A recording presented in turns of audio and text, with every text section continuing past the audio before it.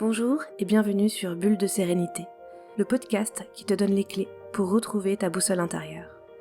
Si tu te sens perdu, tiraillé entre tes différents rôles de femme, mère, épouse, professionnelle, et que tu rêves d'une vie plus sereine, alors tu es au bon endroit. Je suis Emmeline Kiastolite, guide de méditation, et j'ai à cœur de t'accompagner pour que tu puisses te reconnecter à toi, vivre une vie plus alignée avec qui tu es vraiment et avancer chaque jour dans la bonne direction. Alors c'est parti! Bonjour et bienvenue dans ce nouvel épisode. Aujourd'hui, je vais te parler d'un sujet qui m'a marqué sur mon chemin de méditation. C'est un exercice que j'ai fait il y a plus de 2 ans, mais dont je me souviens encore comme si c'était hier. Je me souviens du moment, du lieu, de l'heure. Et alors j'ai ressenti un vrai « waouh », comme si une nouvelle vérité s'était ouverte à moi. Cet exercice, c'était celui d'écouter entre les sons et de voir entre les objets, de prendre en compte cet espace qui permet aux sons et aux objets d'exister. Mais avant de t'en dire plus sur ce sujet, je voulais revenir avec toi sur ce qu'est l'observation en méditation. Lorsqu'on parle d'observation en méditation, c'est l'occasion d'observer le monde comme on ne le fait pas d'habitude, de reprendre conscience de tout ce qui nous entoure, d'utiliser nos sens pour se connecter au monde extérieur. Au global, on a tendance à utiliser les objets du quotidien pour ce qu'ils sont, des outils, et sans forcément s'arrêter sur eux, et sans forcément prendre le temps de les voir. Même chose pour les sons. Nous sommes quelquefois tellement pris par le brouhaha dans notre tête qu'on ne prend plus conscience du monde qui nous entoure. Mais au final, quand vous écoutez un son, c'est bien plus qu'un son. C'est une vibration, une intensité, toutes ces caractéristiques qui font que le son est unique. On peut écouter un son, par exemple le bruit d'un oiseau, et tout de suite le cataloguer en se disant c'est le chant d'un oiseau, tout simplement. Mais comment est ce son ? Est-il plutôt grave ou aigu ? Fort ou faible ? Est-il continu, discontinu ? Y a-t-il peut-être une répétition ? C'est la même chose pour l'observation visuelle. C'est l'occasion de se réapproprier les objets autour de nous. Prendre un objet et se demander, au-delà de son utilité première, quelle est sa forme, quelle est sa couleur, sa texture. Être curieux, c'est vraiment cette notion de curiosité qui revient, et aller au-delà de ce qu'on a l'habitude de voir autour de l'objet. Quelles sont toutes ces caractéristiques au-delà de sa simple utilité ? Le principe va être d'observer, mais sans jugement, simplement en étant dans cette curiosité et en faisant fonctionner nos sens. Un son n'est pas agréable ou désagréable en soi, c'est juste un son. Dans votre environnement sonore, il y a peut-être certains sons que vous allez pouvoir reconnaître facilement et d'autres que vous allez moins reconnaître parce que vous allez peut-être être moins habitué. Plutôt que d'essayer de cataloguer ces sons, l'idée va être d'accepter qu'ils soient là autour de vous et être dans cette observation, sans jugement. Car finalement, tout ce qu'on perçoit dans notre oreille est uniquement une vibration. On peut même se détacher de ce son unique pour se rendre compte qu'il y a d'autres sons autour de nous et que tous ces sons individuels viennent créer une ambiance sonore globale que nous percevons. Au-delà de ça, nous pouvons constater que notre ambiance sonore n'est jamais la même. Dans un même environnement, d'une seconde à l'autre, certains sons vont apparaître, disparaître ou encore se moduler, ce qui fait que l'ambiance sonore, le son global qui parvient à nos oreilles, change à chaque instant. C'est vraiment intéressant de se dire que le son, l'ensemble de sons qui parvenaient à notre oreille il y a quelques secondes à peine, est très similaire et en même temps pas tout à fait le même de l'ambiance sonore que nous percevons maintenant, quelques secondes plus tard.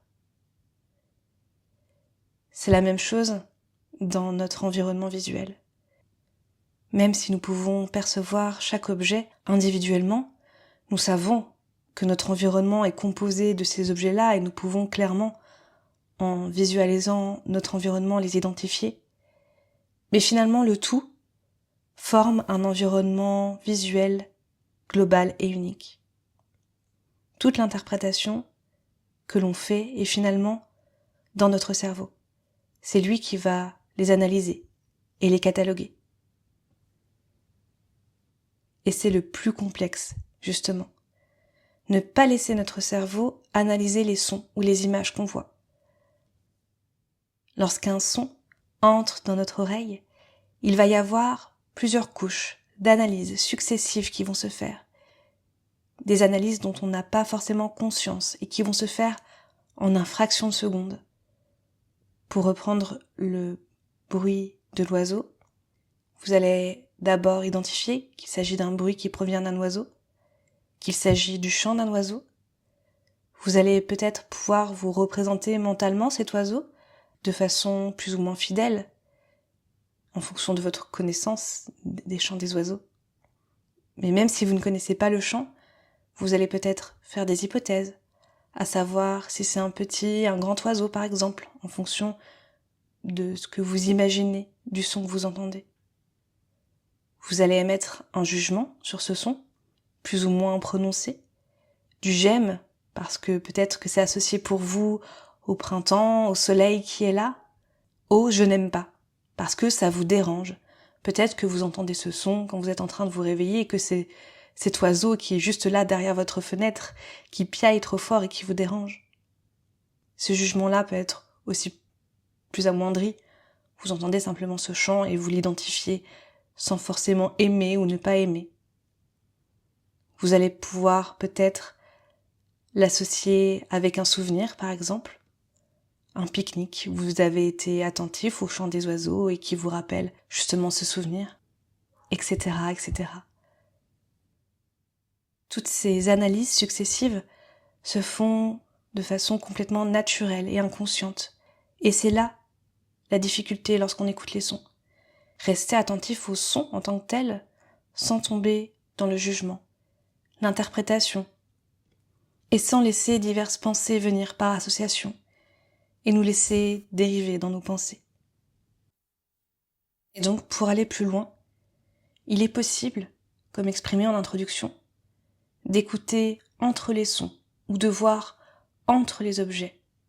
Et c'est quelque chose qui m'a justement beaucoup aidé dans cette observation, pour se détacher du son lui-même et de l'objet à lui-même, pour se concentrer sur ce qui est entre ces éléments-là, et qui permet de lier le tout dans une unité commune. Parce que finalement, ce qui permet au son d'exister, c'est le silence qu'il y a autour. C'est avant, c'est après, ce début, cette fin. Chaque mot ou groupe de mots prononcés, par exemple, n'existe et ne peut être distingué parce que le silence existe autour. Et ce silence est tout aussi réel que le son lui-même. Il peut être écouté autant que les sons eux-mêmes. C'est d'ailleurs une phrase que j'aime dire, ou en tout cas que j'aime me dire, écoute le silence. J'en ai d'ailleurs déjà parlé sur Instagram dans un post, mais je trouve cette phrase pleine de puissance. Elle a sur moi un effet apaisant. Ce silence peut être considéré comme du rien, comme du vide, mais il existe bel et bien tout autant que le son en lui-même. C'est d'ailleurs la même chose avec l'espace. Quand vous observez autour de vous, vous pouvez voir des objets, peut-être également des personnes en fonction de là où vous êtes. Mais entre ces objets, ces personnes, vous pouvez également voir de l'espace, du vide. Et c'est cet espace, ce vide, qui va permettre aux objets d'exister en tant que tels. Et cet espace est là, et peut être observé lui aussi, avec, encore une fois, beaucoup de curiosité. Prendre conscience de cet espace qui est là, autour de nous, et qui nous délimite aussi, qui fait de nous une unité à part entière.